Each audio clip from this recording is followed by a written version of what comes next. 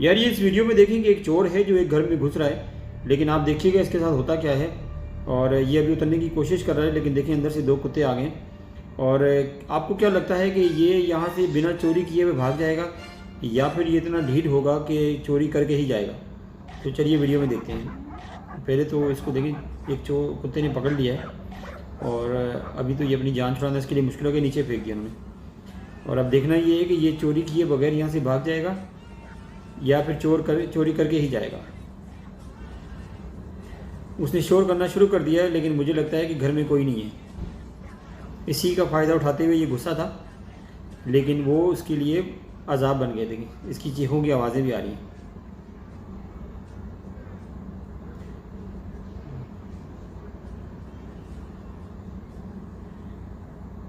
नहीं, जान छुड़ाना मुश्किल हो गया था इसके लिए, उसने मेरे ख्याल में बिना चोरी किए हुए भागना पड़ा उसे।